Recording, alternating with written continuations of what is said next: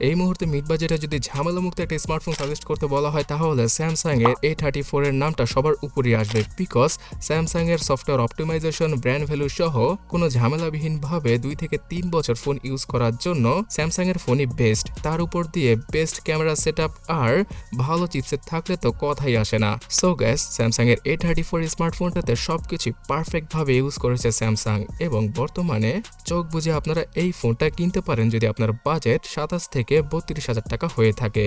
তবে হ্যাঁ, এই স্মার্টফোনটার একটা দিক আপনাদের কাছে খারাপ লাগবে, সেটা হচ্ছে গিয়ে এর ডিসপ্লের মোটামোটা বেজেল, এবং এই 30,000 টাকা দিয়ে যে আপনারা ওয়াটার ড্রপ নটযুক্ত স্মার্টফোন কিনছেন সেটা কিছুটা হলেও আপনাদের মনে নাড়া দিবে।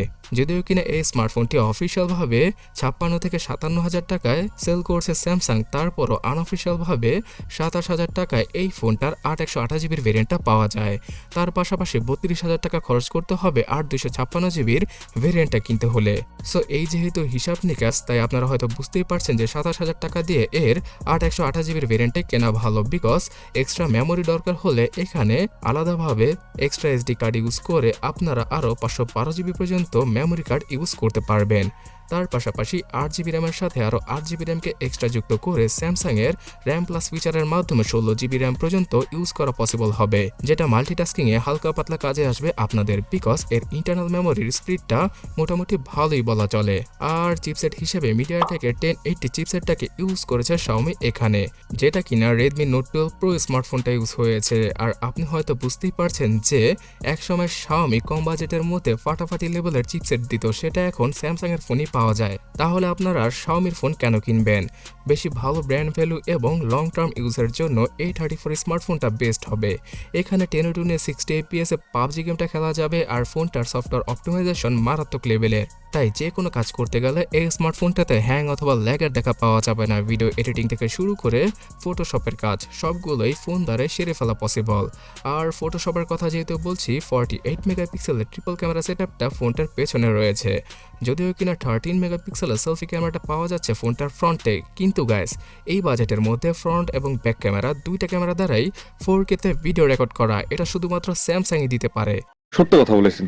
বিকজ 50,000 টাকা দামের চাইনিজ ব্র্যান্ডের স্মার্টফোনগুলোতেও 4K ভিডিও রেকর্ডিং ফ্রন্ট ক্যামেরাতে পাওয়া যায় না। আর অনেস্টলি বলতে গেলে এই স্মার্টফোনটার ফ্রন্ট এবং ব্যাক ক্যামেরা মারাত্মক লেভেলের। স্যামসাং এর সফটওয়্যার অপটিমাইজেশনের জন্য এই ফোনটা দ্বারা ছবি তুলে আপনারা শান্তি পাবেন। তার পাশাপাশি ভিডিও করার ক্ষেত্রে OIS এর সাপোর্টটা পাওয়া যাবে, তাই স্টেবল ভিডিওগুলো শুট করার ক্ষেত্রেও ফোনটা সবার থেকে এগিয়ে থাকবে। বর্তমানে এই বাজেটে Xiaomi, Realme, Oppo, Vivo smartphone পাওয়া যায়, সেখানেও এইরকম স্টেবিলাইজেশন পাওয়া যায় না ভিডিও করার ক্ষেত্রে।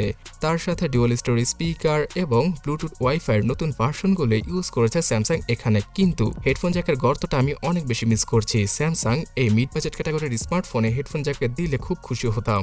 Under display fingerprint scanner, gyro সহ সব ধরনের প্রয়োজনীয় সেন্সরই দিয়ে দিয়েছে স্যামসাং এখানে। পাওয়ার ব্যাকআপ দেওয়ার জন্য সেই নর্মাল 5000 mAh এর ব্যাটারিকে ইউজ করা হলেও এর সফটওয়্যার অপটিমাইজেশন এতটাই ভালো যে এখান থেকে 1.5 থেকে 2 দিনের মতো নর্মাল ইউসেজে ব্যাটারি ব্যাকআপ পাওয়া যাবে। যদিও কিনা 25 ওয়াটের চার্জারটাকে আলাদাভাবে আপনাকে কিনে নিতে হবে, তারপরও নর্মাল চার্জিং স্পিডের সাথেই আসে স্যামসাং এর A34 স্মার্টফোনটি। সো এখানে যদি পাঞ্চুল কাটআউটের ডিসপ্লেকে ইউজ করা হতো তাহলে মারাত্মক লেভেলের লাগতো ফোনটা। তারপরও এই 120Hz 6.6 ইঞ্চির সুপার অ্যামোলেড প্লাস ডিসপ্লেটা এই বাজেটের সবচেয়ে বেস্ট। স্যামসাং তাদের ফ্ল্যাগশিপ ক্যাটাগরির স্মার্টফোনে কম বেজেল দিয়েছে, আর এই মিড বাজেট ক্যাটাগরির স্মার্টফোনগুলোতে ইচ্ছা করে মোটা বেজেলকে ইউজ করেছে, যাতে করে ফ্ল্যাগশিপ ক্যাটাগরির স্মার্টফোনগুলো বেশি সেল হয়ে থাকে। সো গ্যাস, বর্তমানে যদি 27,000 টাকা বাজেট হয় তাহলে এই ফোনটার 8/128GB ভেরিয়েন্টটা কিনুন। আর যদি বাজেটটা 33,000 টাকা হয় তাহলে এর 8/256GB ভেরিয়েন্টটা না কিনে স্যামসাং এর A54 স্মার্টফোনটা নিতে পারেন চোখ বন্ধ করে। এছাড়াও এই বাজেটে আরও মারাত্মক লেভেলের ফোন রয়েছে, সেগুলো সম্পর্কে জানতে ডান পাশের ভিডিওটাতে ক্লিক করুন অথবা কমেন্ট সেকশনটা চেক করুন। তার পাশাপাশি সাবস্ক্রাইব করে সাথেই থাকুন। ধন্যবাদ।